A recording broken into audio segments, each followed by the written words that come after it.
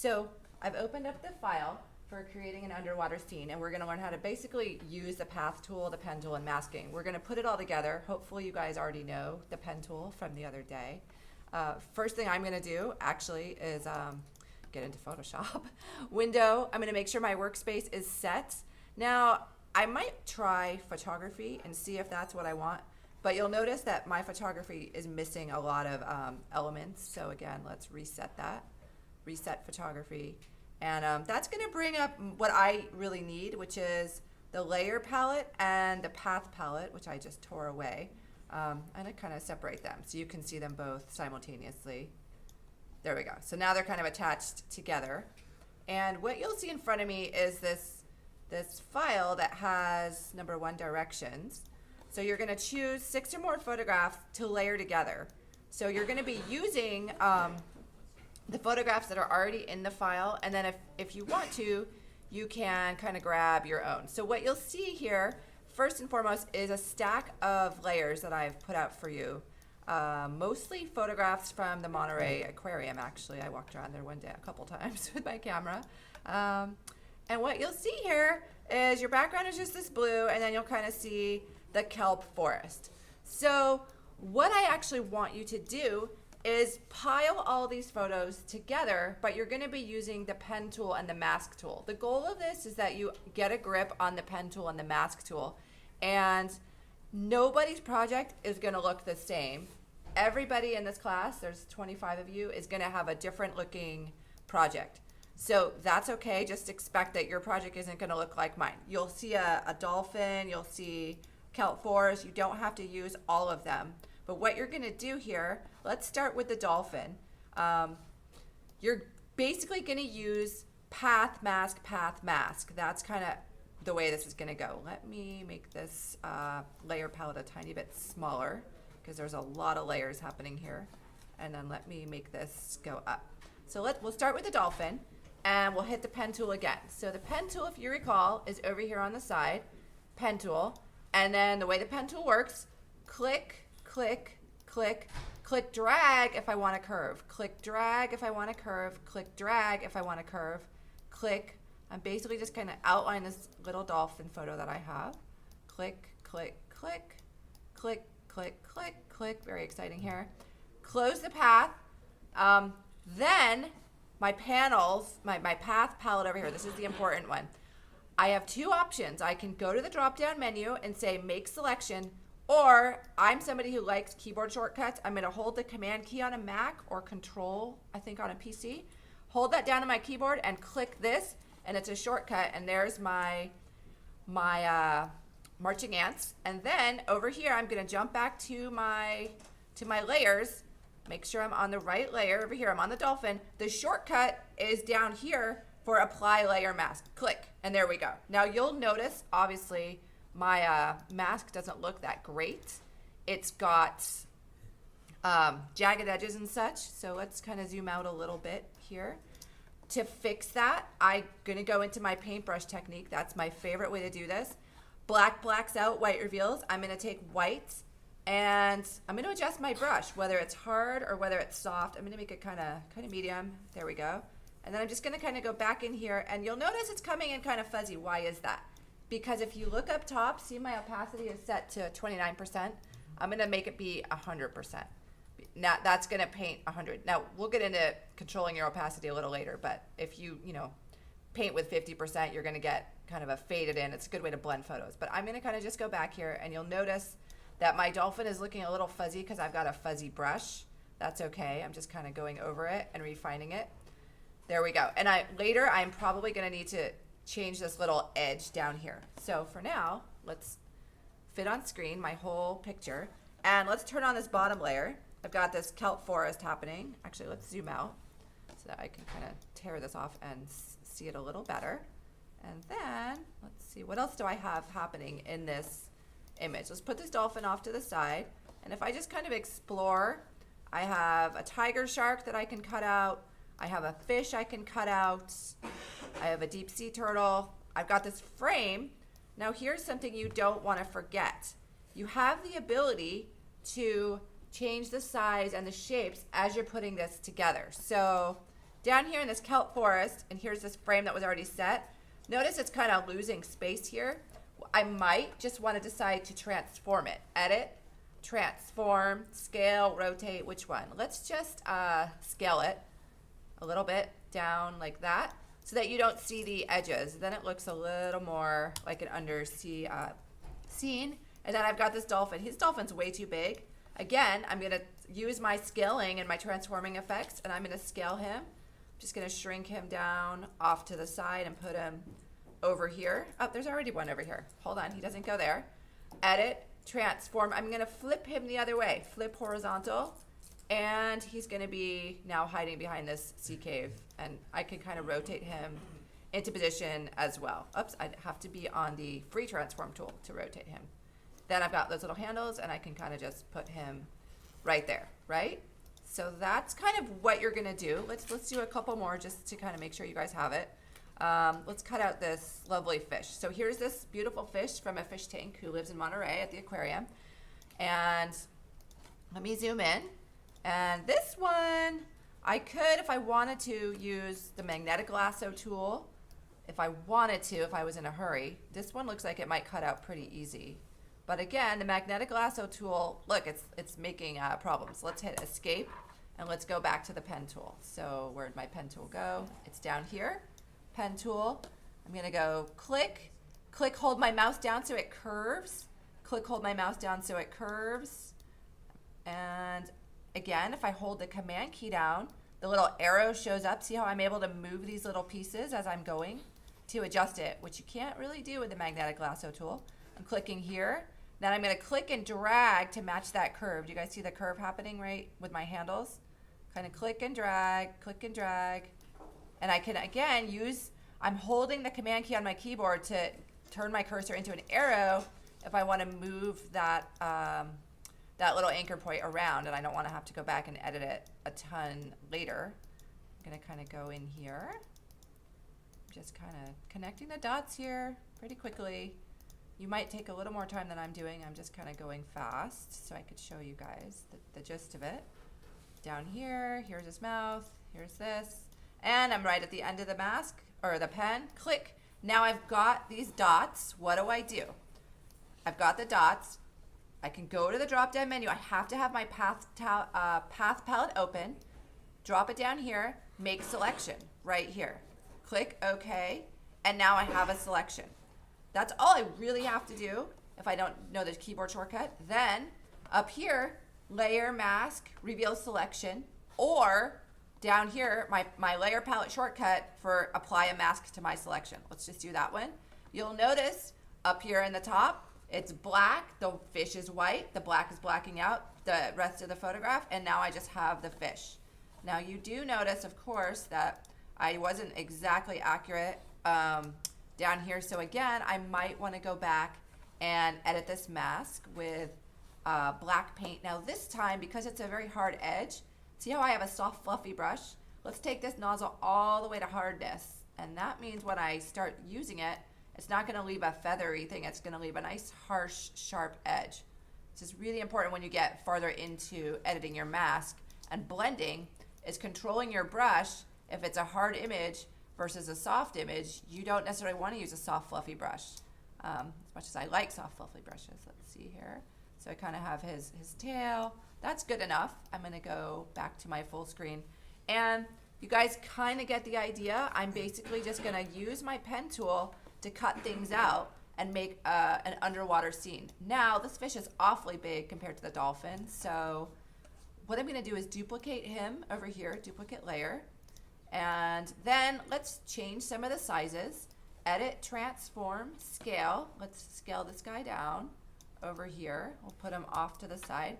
Here's this fish. He can be a little bigger because he's up front, but maybe I want him in the other direction. Edit, transform, flip horizontal, and maybe he should have a friend. Let's duplicate him again. And this friend, let's distort this one so he looks like he's, let's try perspective and see if that doesn't make it look like he's, that doesn't really work. Well, kind of, sort of. Hold on. Escape. Let's try warping him. Edit, transform, warp. That works a little better. And then my favorite tool here is adjusting his color so he looks like a different fish. Now, there was adjustment layers, or there's doing it up in the layer menu. This is one of those situations I don't want to deal with an adjustment layer because it'll affect everything underneath. So I'm going to go make sure that I'm on the fish layer, not the mask layer. You guys see the difference over here where the mask layer is highlighted versus the fish layer. So here's the fish layer. Image adjust. Let's just turn him into a different colored fish. So it's more interesting. We'll turn him into that's a good color, a blue-purple fish. You guys know I like the rainbow colored, bright colored designs here. So then I've got this fish and so on and so forth. What else do I have hanging out in this file for you guys? I've got bubbles up top. Command T, I'm gonna move these bubbles, and I might want a bunch of bubbles. I might want to change the opacity of the bubbles up at the top by just kind of dropping them down and making them faded or not. They don't really look that great. Let's duplicate some of these bubbles just by making copies here. So you can pretty much fill in the gaps here. You can have a lot of control on how you complete this file. Here's a tiger shark if I wanted to cut him out. In that shark, you can see the shark tank in the background from where he was at the aquarium. I've got some seashells, down here. Now, what's happening to me here as I'm moving stuff, see how my layer is moving around? If I don't like that, which I don't, up here at the top of my screen in my layer palette, you guys see this lock right here? If I lock this, guess what? It stops moving around. Photoshop ignores it once I've locked the layer. This is kind of a handy tool if you don't want this thing moving. Now this one also, I don't want it moving around. Let's lock this one. So down here, the kelp forest, I'm gonna click the lock so it doesn't move around. Then my fish can kind of move around, and I've got this seashell. I'm gonna turn the seashell off, and so on and so forth. This is the basic idea. You can go through this entire file. Oh, here's a turtle from the deep water tank, and you can cut out the different pieces of photos and kind of make your own undersea collage. Now down here, this is kind of coral rocks. It must have been from another tank. I need to drag this underneath because that dolphin shouldn't have coral on top of him. And then I'm going to, for the coral, edit, transform. Personally, I'm just gonna distort it and kind of move it back this way with a distort function. I could try that perspective function again, see if that works a little better. There we go. That's gonna look a little better, like that. Maybe not, but we'll hit the OK button, apply. Now, this looks a little funny because it's a straight line, you guys think? So this time I'm gonna apply a mask down here, but look, my mask is totally white. You guys see that? So it's just applying a total reveal mask. That's fine. It's basically just saying you have a fresh blank mask. Everything is showing. You know everything is showing because the mask is totally white. So if I grab my paintbrush up here, now again, I had it set to a hard brush. So watch what happens with a hard brush. Let's make this big. It looks like something's taking a bite out of my picture. You guys see that? That looks pretty awful. So let's go to history. And we're undoing it. If you don't know about history, history lets us undo things. So it says that I just used a brush. I'm just gonna go back in time here. There we go, there goes my history to where now it's like I didn't do it. Let's go back again. Here's my brush. It's too hard. I'm gonna make a soft, fluffy brush. And now watch what happens. I've got black paint. It's set to full opacity and I'm on my white mask. I'm just gonna brush. See how it's kind of blending into the background now? So using a soft, fluffy brush is gonna let you kind of have a lot more control. And this is a little more advanced, but I'm gonna take my brush. Notice it's set to 100. I'm gonna drop it down to 50%. That's gonna let me kind of fade out the mask and give it that illusion that it's going back into kind of like just in the murky water. Does that look a lot more realistic? I can just kind of do this. So I've got the illusion of an ocean floor happening. Once I'm kind of done, I might lock this layer so it doesn't get in my way. And then some finishing touches that I might do. I might copy a bunch more fish. I probably should go back. I liked that turtle. Where's the turtle? But you'll notice the turtle, the lighting is wrong. The shadows are really harsh on this particular turtle. So I might need to do some adjusting on my lighting and my contrast or change the other fish so the shadows line up if I choose to use this turtle. I've got a baby white shark. Where's the shark? Oh, he's hiding. If you can't see something, notice I can't see him at all. Let me zoom in here. If you can't see something, but you know it's there, a really great way to make it appear is to hit Command T on your keyboard, and then the handles show up and you go, oh yeah, that's where it was. I use that all the time. So here's kind of my shark off in the distance here. Now, again, I can do some shortcuts if I've got a picture that lends itself to it. You'll notice my shark has a lot of dark, so I might be able to get away with using the quick effect here of the magic wand tool. Let's try it. Oh, it still kind of cut it. If I adjust the number, put it at 22, let's try it 11. The lower the number, the less it's going to select. Maybe not. Sometimes I try to like avoid having to use the pen tool because it takes a little bit of time. And then I have to select inverse this guy, and then let's try a mask. And you'll notice it kind of brought my shark in, but my shark has some serious problems on his body. So not to worry if you bring in something and it looks like this. Again, you're just going to grab your brush tool, and now I don't need that big soft fluffy brush. I need kind of a medium brush, so I'm adjusting the brush here, and whoops, and I forgot. This needs to be 100%, and I can kind of go back. That soft fluffy brush is still too big, so I need to make it smaller. And somehow what happened is I can't see what happened to my brush, which is for me really problematic because of the way I like to work. And something also happened to my brushes. So notice that my brush just has this cross thing, but you can't see the circle. If this happens to you, you go up and you go to Photoshop Preferences, and you go to Cursors.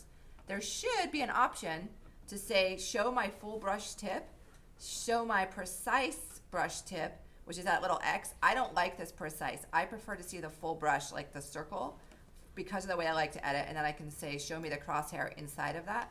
Let's hit OK and see if that helped, and it totally didn't help. Sometimes these brush settings do not work the way I want them to, despite the fact that I know how to use them. I'm going to restore my default brushes and see if that helps. Yes. Nope, it's still doing it. So if Photoshop does this to you, don't feel alone. It does it to all sorts of people. It's supposed to show the round thing. My solution normally would be to restart Photoshop to make my circular brush appear. I don't want to do that because I'm in the middle of showing you guys how to do it. So I'm just going to deal with it. But normally if this happens to you at home, just go ahead and restart Photoshop and your brush should appear. So I'm painting black on the shark. I need to flip it over down here to white. This is a shortcut to just click this little arrow. There we go. And then I'm going to kind of come back here and color in this baby white shark who lived at the aquarium briefly a couple summers ago, and I took his photo while he was there. Notice the edges on my mask look pretty terrible. What I might want to do is double click this mask over here, and whoa. Then it's going to bring up this extra special mask editing window for advanced people. If you're not afraid to explore, you can come in here and mess with this. Sometimes that will help, but actually it looks like it's not helping my situation because I've still got this whole outline. So let's hit cancel. That's not going to work for this situation. And again, I tried to kind of cheat and not use the pen tool.